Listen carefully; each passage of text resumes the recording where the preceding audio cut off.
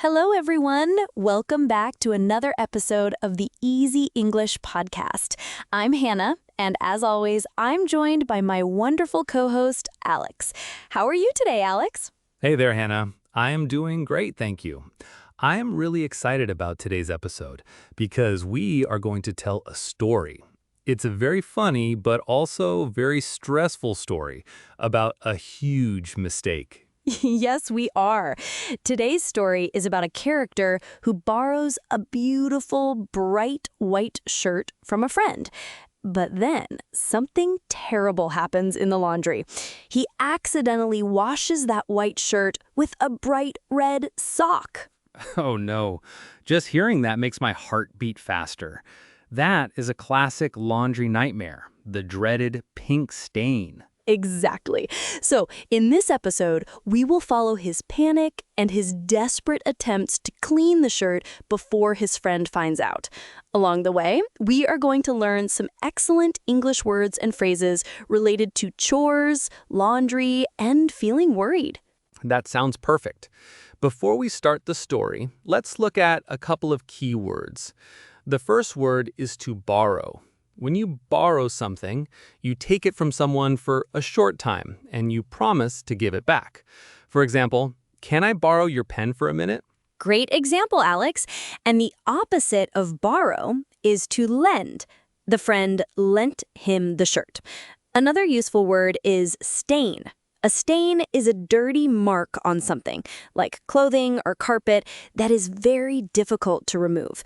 Think of coffee stains, wine stains, or in this case, red dye stains. Oh, stains are the worst, especially on white clothes. Okay, let's meet our character. His name is Leo.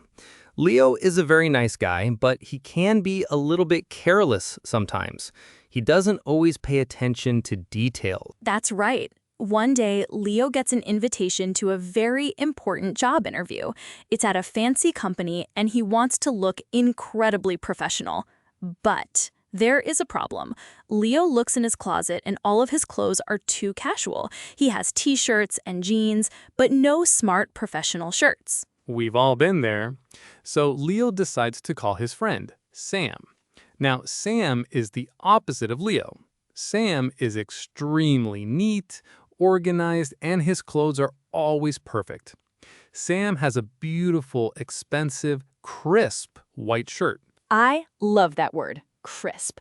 When we say a shirt is crisp, it means it is clean, stiff, and perfectly ironed. It looks brand new.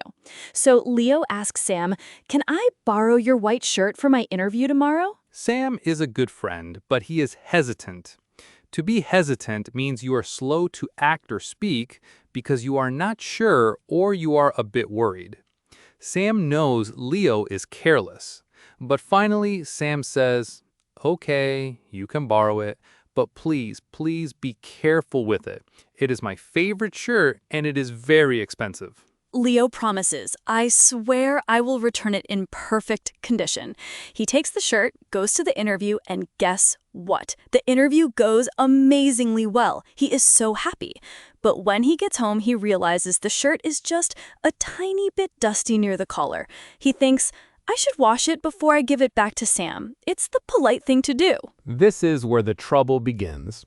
Leo wants to do a good thing, but he makes a huge mistake. He takes the white shirt and throws it into the washing machine, but he doesn't look inside the machine first. Hidden at the very back of the washing machine drum is a single bright red wool sock. Oh, the villain of the story, the red sock. Now, in English, we often talk about sorting the laundry. This means separating white clothes from colored clothes. If you don't sort your laundry, the colors can bleed. Yes, to bleed in this context means the color from one wet fabric moves into another fabric. Leo closes the washing machine door, turns it on to a hot cycle, and walks away to make some tea, feeling very proud of himself.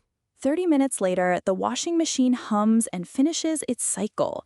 Leo happily walks over, opens the door, and pulls out the shirt. But it is not white anymore. It is a bright candy floss pink. He looks down and sees the wet red sock stuck to the sleeve. Can you imagine the instant panic? His heart drops. He feels cold sweat. Panic is a sudden strong feeling of fear that prevents reasonable thought. Leo is definitely panicking now. He looks at the pink shirt, and then he thinks of Sam's face. He can't return a pink shirt to Sam. Sam would be so angry, and Leo would feel terrible. So Leo's brain goes into overdrive. He needs a solution, and he needs it fast. He runs to his computer and types into the search bar, "How to get red dye out of white shirt urgently." The internet has many answers, but some of them are quite crazy. The first website says he should wash it again immediately, but this time with cold water and lots of vinegar. Have you ever used vinegar for laundry, Hannah? I have. Vinegar is actually great for removing smells, but for a strong red dye stain, I'm not so sure. Anyway, Leo is desperate. Desperate means feeling or showing a hopeless sense that a situation is so bad as to be impossible to deal with. He will try anything. So, Leo runs to his kitchen, grabs a big bottle of white vinegar, and pours half of it into the washing machine. He puts the pink shirt back in, starts the machine, and waits nervously, staring through the glass door. And while he waits, the whole apartment starts to smell like a giant salad. Vinegar has a very strong, sour smell, you know. He is sitting on the floor, watching the bubbles go round and round, just praying that the magic of vinegar actually works. This brings us to a useful word, stain. A stain is a dirty mark on something that is difficult to remove. In this case, it is a giant pink dye stain. Exactly. And dye stains are the worst because the color actually bonds with the fabric. Fabric is the material that clothes are made of, like cotton, wool, or polyester. Sam's shirt is made of fine cotton, which absorbs liquid and color very easily. That is why the red dye from the sock soaked into it so fast. So after another 40 minutes, the machine beeps again. Leo holds his breath, opens the door, and pulls the shirt out. What do you think, Hannah? Did the vinegar work? Well, the apartment smells like a pickle factory, but unfortunately the shirt is still very, very pink. Maybe a tiny bit lighter, like a soft pastel pink now, but definitely not the clean, crisp white shirt he borrowed. Now Leo is really sweating. The vinegar method was a total flop. A flop means a complete failure. So he goes back to his computer, his fingers shaking as he types. This time, the internet suggests something stronger: baking soda and lemon juice. He reads that if he mixes them together into a thick paste, rubs it onto the fabric, and leaves it in the sun, the natural acid will bleach the color out. Bleach means to make something white or much lighter, usually by using chemicals or very strong natural ingredients. So Leo runs to the kitchen again. He's like a mad scientist now, mixing white powder and yellow juice in a small bowl. I can just picture him covered in baking soda.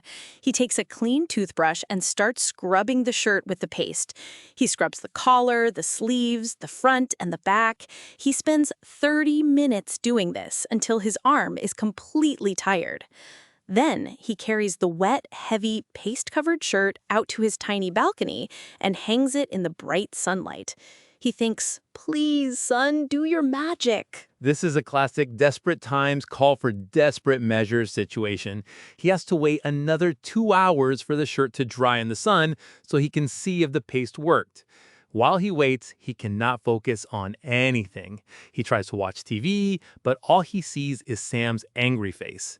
He tries to read, but the words just swim around. He keeps checking his watch every 5 minutes. Have you ever felt that kind of anxiety, Hannah, when you're waiting for something to dry or fix? Oh, absolutely. It is the longest 2 hours of his life. Time goes so slowly when you are panicking. Finally, the sun starts to go down and the shirt is dry. Leo rushes to the balcony, pulls it down, and shakes off the dried baking soda. He holds it up to the light. The good news? The pink is gone in some random spots. The bad news? It now looks like a tie-dye shirt. It has white spots, pink spots, and some weird yellowish stains from the lemon juice. Oh no, that is actually worse than a solid pink shirt. A solid pink shirt looks like a choice. A spotted, tie-dyed, lemon-stained shirt just looks like a complete disaster. A disaster is a sudden event that causes great damage or distress. And this shirt is definitely a fashion disaster now. Leo looks at the clock. It is 6 p.m. Sam is coming to collect his shirt at 7:30 p.m. before his big dinner. Leo has exactly 1 hour and 30 minutes left. This is the ultimate test. Leo realizes that home remedies are not going to save him. He needs professional help. He grabs the wet, spotted shirt, throws it into a plastic bag, and runs down the street to the local dry cleaner. A dry cleaner is a shop where clothes are cleaned using special chemicals instead of water. He bursts through the door of the shop, gasping for breath, and puts the bag on the counter. The woman behind the counter looks at him like he is crazy. Leo begs her, "Please, you have to help me. I washed my friend's white designer shirt with a red sock, and then I used vinegar, and then baking soda, and now it looks like this." He pulls the spotted monstrosity out of the bag. The dry cleaner shakes her head and sighs. She says, "Oh, honey, you made a classic mistake. You set the stain with hot water first, and then you cooked it in the sun." Oh, that is the worst thing you can hear from an expert. You set the stain. To set a stain means to make it permanent, usually with heat. When Leo washed the shirt in hot water and then hung it in the hot sun, he basically baked the red dye into the white fabric. It is like baking a cake. Once it is baked, you cannot separate the flour and eggs again. The dry cleaner tells him, "I can try to bleach it, but I cannot promise anything. And it will take at least 24 hours. 24 hours? But Sam is coming in less than 90 minutes. Leo feels his heart sink to his shoes. To sink usually means to go down underwater. But when we say your heart sinks, it means you suddenly feel very sad, disappointed, or hopeless. He thanks the dry cleaner, takes the ugly shirt back, and walks out onto the street. The air feels cold. He has no options left. He has to do the one thing he feared most. He has to buy a brand new shirt. Exactly. He has to bite the bullet. This is a great idiom. To bite the bullet means to force yourself to do something difficult or unpleasant because you have no other choice. It comes from the old days when soldiers had to bite on a lead bullet to cope with pain during medical treatment. For Leo, the pain is in his wallet. He runs to the nearest shopping mall. Luckily, there is a department store that sells the exact same brand as Sam's shirt. But designer shirts are not cheap. Leo finds the shirt on the rack. He looks at the price tag and his eyes go wide. It costs $150. That is his grocery money for the next 2 weeks. But he remembers Sam's face, his upcoming interview, and their friendship. He sighs, takes his credit card out, and pays for the shirt. He asks the cashier to cut off the tags immediately because he does not have time to do it at home. He is running out of time. It is now 7:10 p.m. He has 20 minutes. He sprints back to his apartment, holding the shopping bag tightly. He is sweating, his heart is beating fast, and he is completely out of breath. He gets inside his apartment, throws the new shirt onto his bed, and looks at it. It is perfect. It is crisp, bright white, and absolutely spotless. Spotless means perfectly clean, without any marks or stains at all. But wait, Hannah, there is a small problem. When you buy a brand new shirt from a store, it is usually folded up and has deep fold lines and creases all over it. It looks like it just came out of a box. If Sam sees these perfect square creases, he will know immediately that it is a brand new shirt and not the one he lent to Leo. Leo needs to make it look like it was gently washed and ironed at home. Oh, what a clever detail. Yes, those store creases are a dead giveaway. A dead giveaway is something that reveals the truth instantly and completely. Leo has to iron the shirt to get rid of those lines. He sets up his ironing board, plugs in the iron, and waits for it to get hot. His hands are shaking. He thinks, please do not let me burn this one. If I burn a hole in a $150 shirt, I am going to cry. Can you imagine the pressure? He carefully presses the iron onto the sleeve. He moves it slowly, smoothing out the fabric. He irons the collar, the front, and the back. Finally, it looks perfect. It looks like a beautifully cared for, clean, ironed shirt. Just as he hangs it on a hanger, the doorbell rings. Ding dong! It's 7:30 p.m. exactly. Sam is here. Leo takes a deep breath, tries to put on a calm, normal face, and opens the door. Sam is standing there, wearing a nice jacket, smiling. He says, "Hey, Leo, I am so sorry to rush you, but my dinner is in an hour and I really need that shirt. Is it ready?" Leo nods, his smile a bit tight, and says, "Yes, of course, it is right here." He goes to the bedroom and brings out the brand new, perfectly ironed shirt. Sam takes the shirt and looks at it. Leo stops breathing. He's watching Sam's eyes. Is Sam going to notice? Is he going to touch the fabric and realize it feels too new? Sam holds it up, looks at the collar, and says, "Wow, Leo, this looks amazing. It actually looks cleaner than when I gave it to you. You did a fantastic job. Did you use a special fabric softener? It smells so fresh." Leo probably wants to laugh and cry at the same time. He says, "Oh, just a standard wash and a lot of love." Sam laughs, folds the shirt carefully, and puts it in his bag. He says, "You are a lifesaver, Leo. I owe you one. I will see you later." And with that, Sam walks down the stairs, completely happy and unaware of the absolute chaos of the last 5 hours. What a relief. A lifesaver is a person or thing that helps you out of a very difficult situation. Sam thinks Leo's a lifesaver, but really, Leo's credit card was a lifesaver. Leo closes the door, slides down to the floor, and lets out the biggest sigh of his life. He is exhausted, but then he looks over at his kitchen counter. The pink, spotted, lemon-smelling original shirt is still sitting there in a heap. That is the perfect comedic image to end the story. The crisis is solved, his friendship is saved, but he still has a ruined pink shirt on his counter to remind him of his mistake. It is like a little trophy of his panic. Exactly. A very expensive, very pink trophy. But you know, Hannah, while Leo got away with it by buying a new shirt, we do not always have that option. Sometimes we just have to confess. We have to say, "I am so sorry. I made a mistake." That is so true, Alex. Apologizing can be really difficult, especially when we are embarrassed.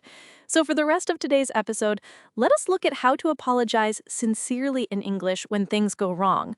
We'll share some practical phrases and structures for admitting a mishap and offering to make it right. I love that. Let us start with the first step, admitting the mistake clearly. A lot of people try to make excuses, but a sincere apology starts by taking responsibility. A great phrase for this is, "I am so sorry, but I have a bit of bad news." Yes, "I have a bit of bad news" is a gentle way to prepare the other person. For example, if Leo had called Sam instead of running to the mall, he could have said, "Sam, I'm so sorry, but I have a bit of bad news. I accidentally washed your shirt with a red sock and it turned pink." It is direct, but polite. Exactly. Another useful phrase when you make a mistake is, "I take full responsibility." This means you're not blaming the washing machine or the red sock or the weather. You're saying, "This was my fault." That is a very strong and mature phrase. Let us practice that one. I take full responsibility for what happened. You can use this at work too if you miss a deadline or make an error on a report. For instance, I take full responsibility for the delay. And once you admit the mistake, you need to explain what happened without making excuses. There's a difference. An excuse tries to make you look innocent. An explanation just states the facts. You can say, "It was a complete accident. I simply did not notice the red sock in the machine." Right, it was a complete accident. This shows you did not do it on purpose. It helps the other person understand that your intentions were good, even if the result was a disaster. Now, the third and most important part of a sincere apology is offering to make it right. In English, we often ask, "How can I make this up to you?" Or, "How can I make it right?" Oh, those are beautiful phrases. To make it up to someone means to do something good to compensate for a mistake. For example, I am so sorry I missed your birthday dinner. Let me take you out to lunch next week to make it up to you. Yes, it is all about action. If you ruin something that belongs to someone else, like Leo did, a great phrase is, "I would love to replace it for you," or "Please let me buy you a new one." This shows you respect their belongings. Absolutely. Let us look at a quick dialogue to see how this works in real life. Imagine I borrowed your favorite book, Alex, and my dog chewed the cover. How would I apologize using these phrases? Oh no, not my favorite book. Go ahead, Hannah. Try it out. Okay, here goes. Alex, I am so sorry, but I have a bit of bad news. I left your book on the coffee table and my dog chewed the cover. It was a complete accident and I take full responsibility. I would love to buy you a brand new copy to make it right. Is that okay? Wow, Hannah, that is a perfect apology. It is honest, it takes responsibility, and it offers a solution immediately. How could I possibly be angry after hearing that? I would just say, "Of course, thank you for telling me." See, it really lowers the tension. When you are honest and offer to fix the problem, people are usually very understanding. The panic we feel is often much worse than the actual reaction of our friends. That is a great lesson for all of us. Don't panic, don't run around washing things with lemons for 5 hours, and just be honest. Well, everyone, that brings us to the end of today's story and our lesson on apologizing. We hope you enjoyed Leo's laundry adventure. We certainly did. Remember to keep your red socks separate from your white shirts, everyone. Thank you so much for listening to Easy English Podcast. Practice these phrases this week, and we will see you in the next episode. Goodbye, everyone. Have a wonderful, stain-free week.